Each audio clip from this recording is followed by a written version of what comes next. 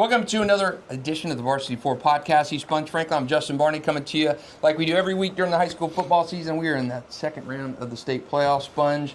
Quick recap of last week. Winners moving on. Nice moving on with a 45-7 win over Oakleaf. Mander moving on 42-14 over Crestview. Ponte Vedra epic game 31-30 over Niceville in Region 1-5A in overtime on a block PAT by JP Dolan. Good one there. Beachside 23, Milton 7 in 1-5A. St. Aug 70-21 over Arnold. Ed White 41-0 over Pine Forest. Columbia 35-0 over Rickards in 1-4A. Of course, in Region 1-3A, Rains 43-6 over Baker County. Ed White 41-20 over Pine Forest. As we keep moving on, I'm sorry, I just did that one. Range 43, Baker County 6. West Florida 24 with Yulee 16. Then Bishop Kenny 43-19 over Wakulla. 1-2A, no surprise. Bowles 63-16 over Walton. Bradford 55-6 over Avon Park. And then in 1-1A, UC moving on 55-14 over Trinity Catholic. Impact Christian 36 donut over Episcopal. Trinity 42-16 over Providence. So we get some good ones in the second round. I think we got to start off first with the big one last week. Yeah. 45-7 Nice over Oakleaf. Now, I think both of us saw the win coming. I don't think both of us saw the score coming. Yeah. My goodness. We both like Nice to win that game, and I was surprised by the number for sure. And we talked about it literally the last 3 to 4 or 5 weeks of this season, how Oakleaf just hasn't looked right. Yeah. Offensively, they haven't been the juggernaut we might have thought they were, and they got worked. They got cooked. Man, I love that Nice defense. We talked about them a bunch this season. Jacob Curry, Crew Casey. But to me, I thought the story of the game outside of that unbelievable defensive performance was the offensive Nice. Aiden Pfeiffer, the quarterback. Hadn't really seen him run a lot this year. Mm-hmm. He's had some good receivers, throwing the ball to very well. But, man, running, I think he had 3 touchdowns on the ground. Yeah, I think 7 carries for like 121 or something like that. Wow, And man. so, hey, credit to Colin Drafts and company for kind of keeping that under wraps. If you're game planning for Nice, you would not have thought Aiden Pfeiffer was a guy you really had to dial in and put a spy on him at quarterback. Yeah. I mean, he killed them on the ground. Killed them. Yeah, I think I'm just more so disappointed in the way that Oakleaf kind of faltered down the end of the year and underperformed offensively. Kind of took a couple of losses on the chin where we kind of thought, okay, well, I think we both had a lot of confidence in that they'd get it turned around or get it right. And they didn't win those games that they had to play against the big boys. Yep. And, it was like one of those things of, well, you're in the playoffs, a new season, you get a new feel, and, you just come out and kind of lay an egg, man. It's disappointing. Definitely a disappointing end to what was a pretty good year. Yeah, a team that went to the regional finals last year and lost to Buchholz, had a lot coming back, got some guys via transfer. Disappointing to me that in your biggest games, you didn't really show up. Mandarin 31-14, you had 3 picks, 2 pick sixes in that game. That kind of led to the flipping of that when you got rout just crushed against Bowles 38-6. So you performed well against the Ed Whites of the world, won that game, but really kind of left a lot to be desired offensively when you expected a little bit more after going to the third round last year. But hey, Nice moving on. Great win for them, statement win for them. Remember they lost that game last year, 31-14, and I think Colin Drafts and that team really kind of put that in the memory bank and didn't shy away from that. Hey, we had that game circled on the calendar. We knew what happened last year, the talking that occurred after that loss. So they went out and settled it and proved it on the football field. That's what good teams do. That's what you want to do. You don't want to settle on the internet. You don't want to settle it on social media. You want to settle it on the field. And credit to Nice for doing that. They put the wax on Oakleaf. Moving on down, Mandarin over Crestview, not surprised at that. Mandarin, really, really good team. We'll come back to that one in a minute as we go through more. I was at that Ponte Vedra Niceville game, and Niceville, man, no way they should have been an 8 seed. They were so good in that game. I thought Ponte Vedra let some opportunities to put them away in regulation slip away, but, man, they survive in OT, and Well, like we said before, we hop into who they play next, the rematch with Beachside, but Niceville is one of those teams of they're a program in the state of Florida, so it was kind of shocking to see them kind of not have the greatest season they were, but they're still going to be traditionally good. So I think they were probably maybe not seated in the right spot, but it was just because due to what they record-wise.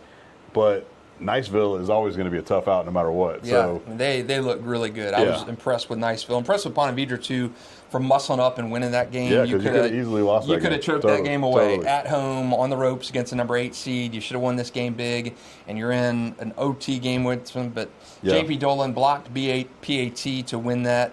I thought Alex Winkles had a good game, running the ball. Cole Rosendahl throwing the ball well. Really good defense in that game for the Sharks. And I looked for a different outcome against Beachside, and not beating on Beachside. I just thought the moment and the kind of some inconsistencies down the stretch for Beachside would have been exposed in that Milton game. But man, they did well. Yeah, so like I said, Milton was, again, these Panhandle teams, like if you can't get eyes on them and you can't really watch them, you can't really gauge. You just kind of go off who they played, and it seemed like Milton had a fairly decent season. Yeah. And, Beachside eliminated everything. They kind of handled business for sure. And now we're going to get that rematch of the upset that they pulled off earlier in the year by beating Ponte Vedra. And they beat Ponte Vedra pretty good the first time. Yeah, they did. They played. I think we were kind of shocked at that number for sure. And I know Ponte Vedra had some injuries that game, so this would be more of a complete Ponte Vedra team against a complete Beachside team. So that'll be a good one. Ponte Vedra, 20 points that first game against Beachside, and that was more of what Beachside's offense to me could do, and I thought they would do more consistently throughout the season. But man, great all local clash there coming up on Friday night. Mainland beat Middleburg, no surprise there. Middleburg banged with them for a little bit, but just not quite at that Mainland level. So we could see a Mainland Ponte Vedra, Mainland Beachside match in that regional final, which would be good. In Region 1 4A, St. Aug was at that game last week. They had 28 points. 28 points at like 2 minutes. With 4.5 minutes to go in the first quarter, and they had touched the ball offensively, had 2 snaps. Yeah, that's crazy. 28 points, 2 snaps.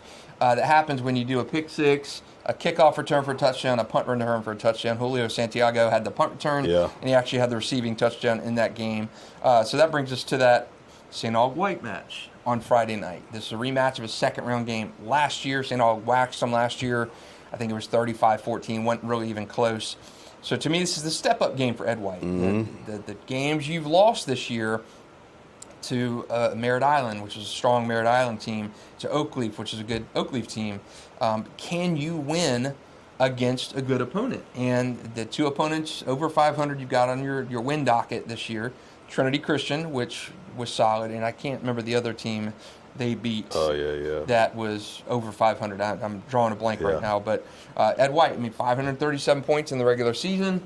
King Boylston coming to his own, man. I really like how he's grown as a player. They made some good hype videos about being the most scored team in the state. That's good. That's great. But that's good. Playoff wins is where it really matters. Yeah. So this is where let's put your money where your mouth is and go get an upset. This is a testament game for them. Are you the highest scoring team in state history, or are you a product of playing weaker competition? I think that's a fair question for Ed White. You racked up 537 points. A lot of those points were against teams that probably shouldn't be on the schedule. So this is a chance, a kind of coming of age. How much have you learned from last year? Mm-hmm. And I think, hey, don't get me wrong, I'm not discounting it. Ed White is good. They are much, much better than they were last year. King Boylston, to me, going into next year, he is going to be the guy. One of the top quarterbacks in the area. He is going to be the guy in the area in terms of how he's progressed. He was good last year, but he was just young as a sophomore. He's really good this year. Yeah. And he's a kid that could be that dual threat guy who is 1,000 and throws for 2,000. And he is really good.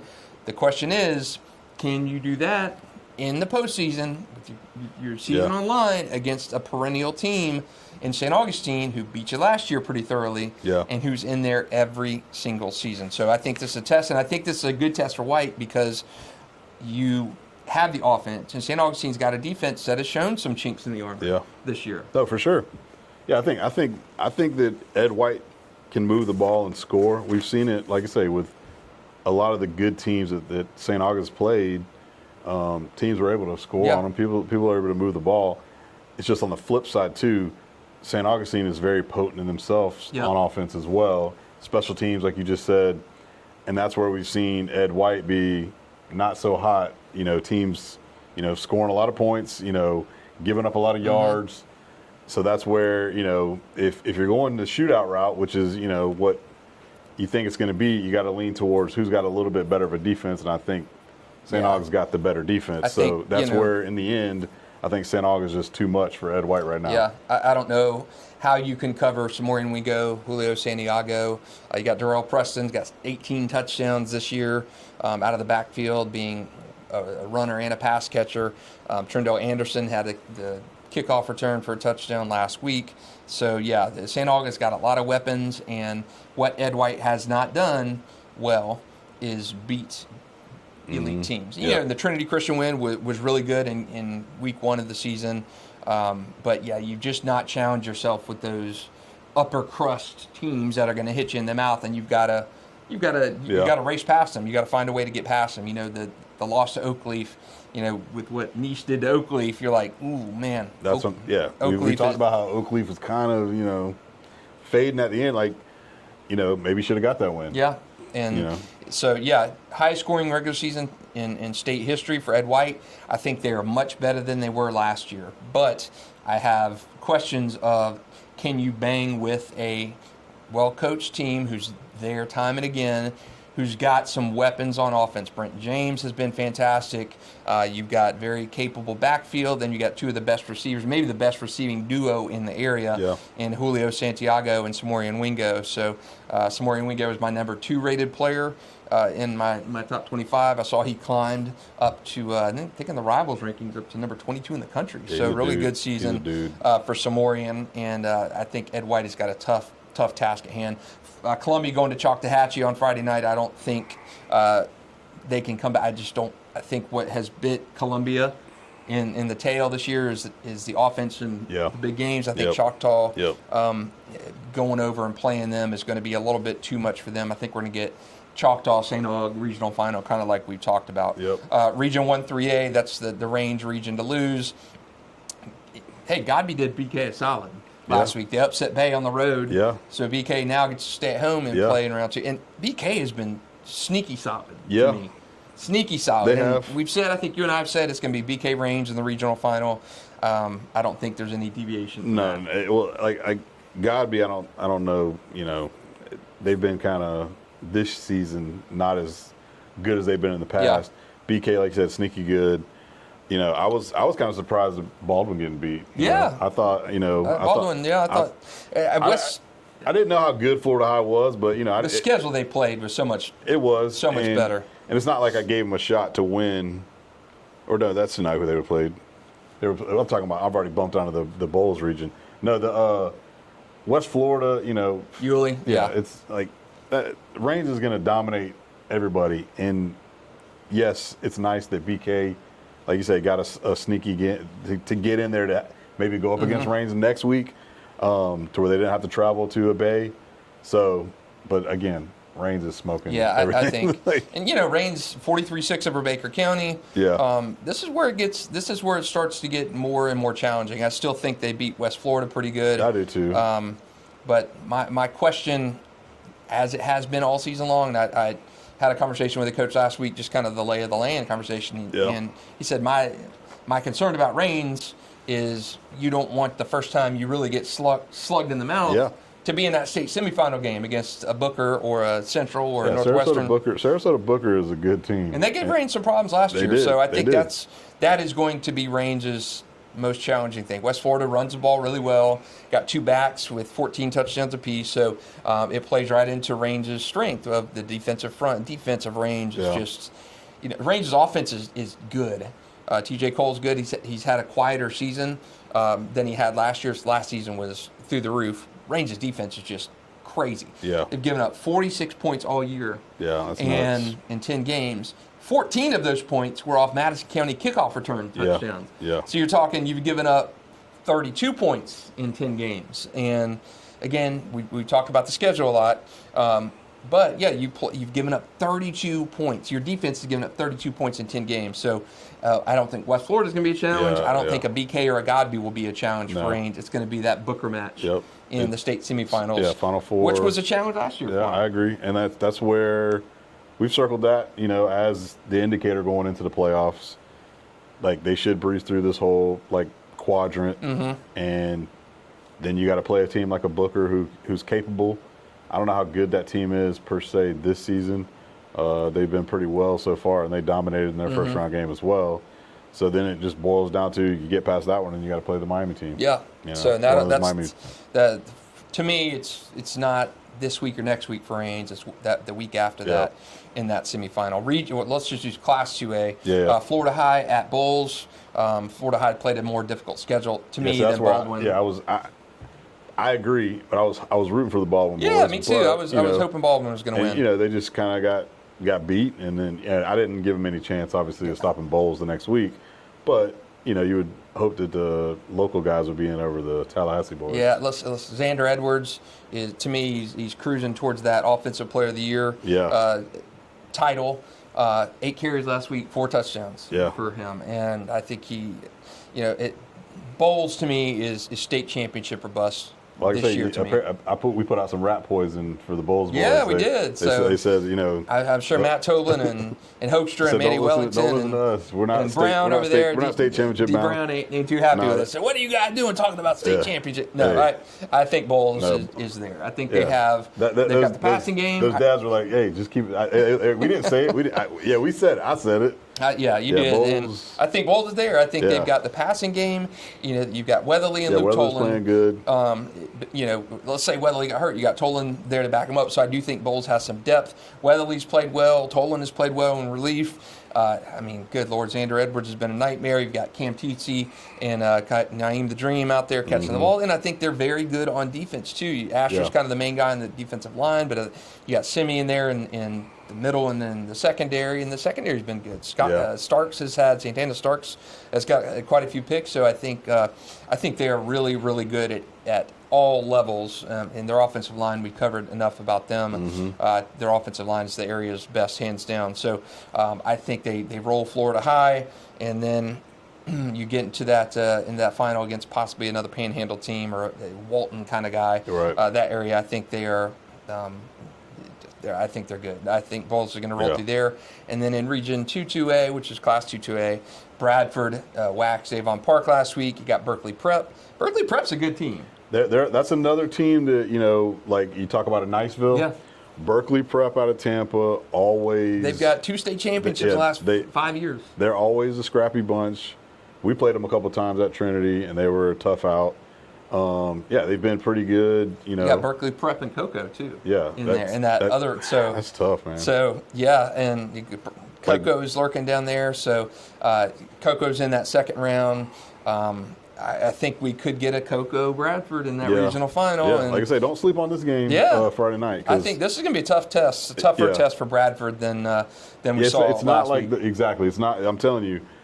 It's, you know, some of these teams, you know, I think the theme of what I realized too is how much the first round, like the better teams, like the higher, like they're noticeable, way different in capacity of like you don't belong on the field with this team.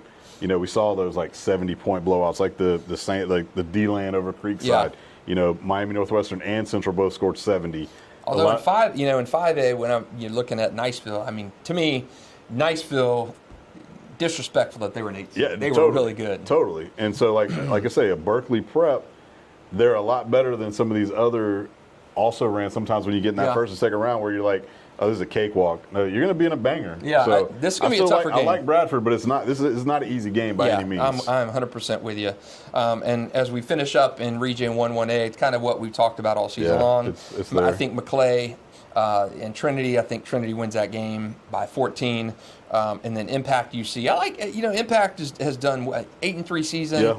Yeah. The reason why I think UC's depth is just too much for an Impact. And I picked Episcopal last week foolishly because I just thought the depth of a bigger team would lead the way. And, man, Episcopal laid an egg. Yeah, they got whooped. Impact absolutely laid the beat down on them. And, hey, I apologize, Impact Christian, because, man alive, you guys made me eat some serious humble pie in that pick. I think I picked Episcopal 28-21. donut for Episcopal. So, man, they certainly proved me wrong. Impact, great win for Coach Hardy over there, Coach Naismith over there. And Elijah Caldwell-Hardy is a baller. The reason why I think UC in this game, comfortably, probably 3 touchdowns, it's just the depth they have. You know, Impact has got Elijah, who's a really good player everywhere on the field, going to Michigan State, but UC has got like 4 or 5 backs with 300 or 400 yards rushing, pass catchers galore, and Amari Mack is such a good player for them. The depth when you're playing a good 1A team with guys all over the place. That's where eventually, you know, because these are some smaller schools, so, you know, Trinity and UC kind of like they're on the upper end of like depth-wise, like to where, you know, I think back to like one of our first teams where it felt like we had like 25 kids, you know, and everybody's playing both ways. And, you know, as the seasons have gone on, you know, they're in the 50s and 60s range, like with the big boy teams, to where you've got layers of depth and you have that JV team that's, you know, now played and now they're up, you know, finishing out the rest of this season. And I think, you see the place where that hurts is on the line of scrimmage in the late second quarter, early on in the third quarter. That matters. And Impact has struggled with those teams this year that have that depth. And that's why I picked Episcopal, but that was a foolish pick for me. Impact Christian, really good. First win in program history in the playoffs, so good win for them. And I think they'll bang with UC for a half, and I just think that depth of UC, I think they beat them 42-16 or 46-14 in the regular season, something like that. I just think the depth once you get to the second half of those games is so noticeable. But great job for Coach Naismith over there in Impact. And you're building the program. You got to start somewhere. And you had Tristan Kelly last year, who's a really good player. Went on into Service Academy, and then you got Elijah this year, who's an unbelievable foundational guy.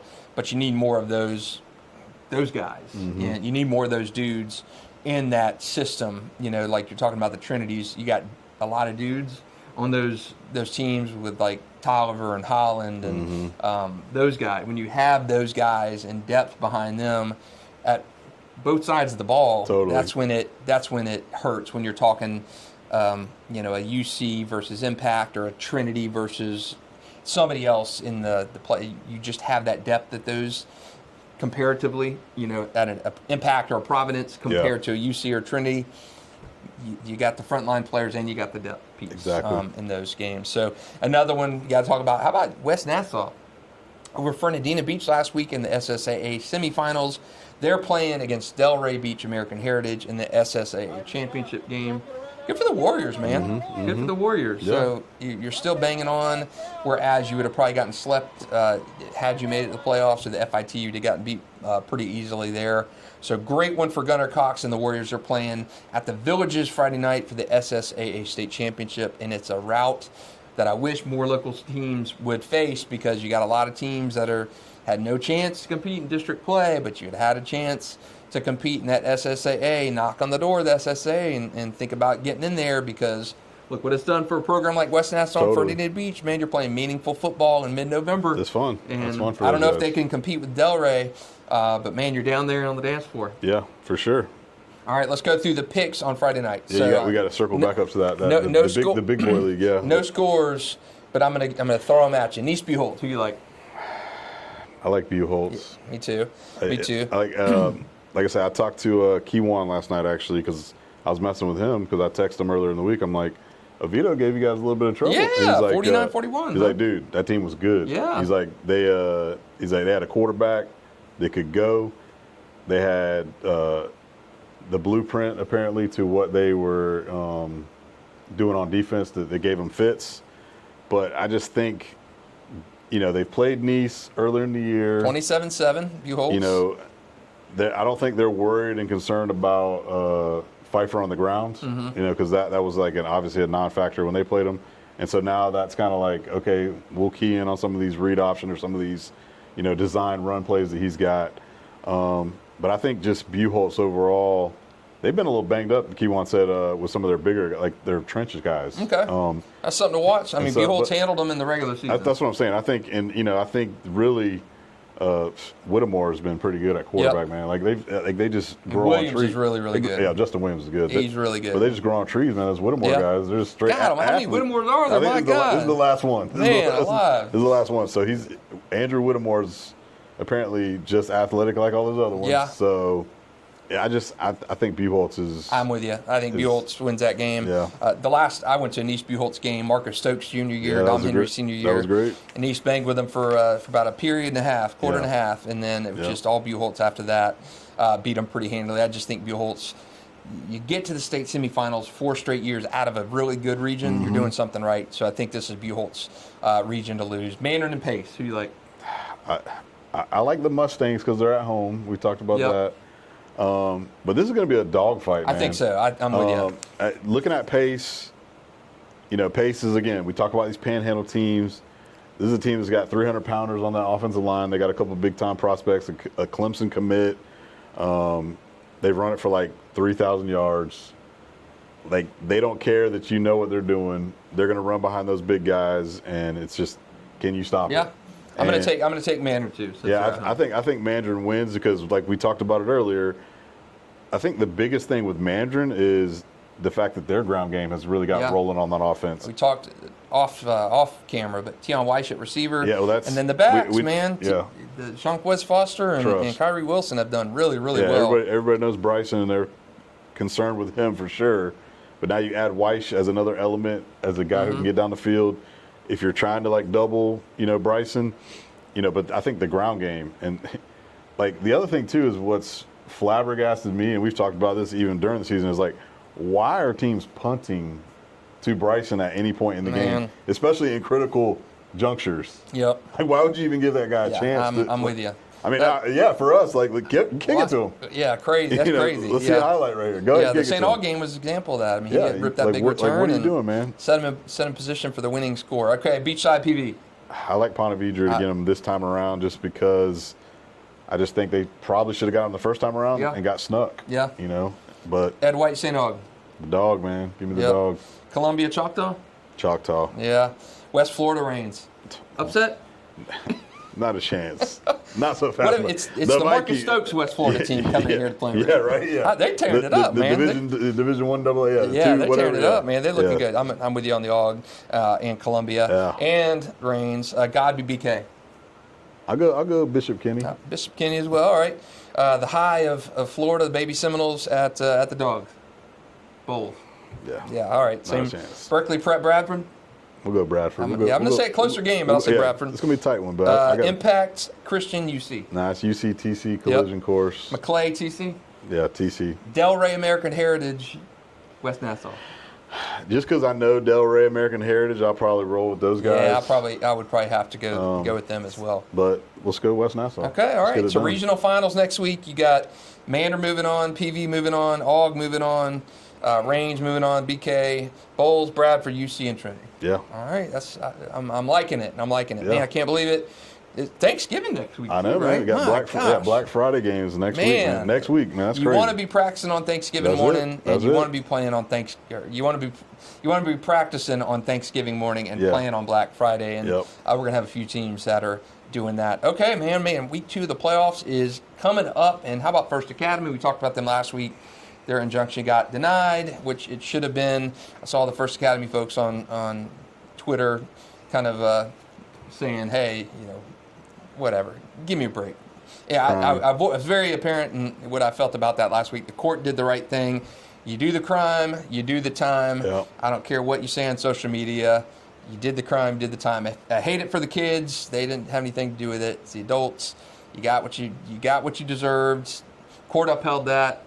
And we'll see you next fall. Force Academy, great team, but again, the court ruled in that favor. That was the right thing to do. You cannot, have a team not pay the price. I mean, what's the initiative for anybody to follow the rules if a judge goes in and it upholds that? So credit to the judge for doing the right thing. Hate it for the kids, but First Academy, you got what you deserved. Unfortunate for the kids. But anyway, that is it for a Varsity 4 podcast, playoff edition, week 2. He's Sponge Franklin. I'm Justin Barney. Thanks for listening. Thanks for watching. We'll be back here same time next week.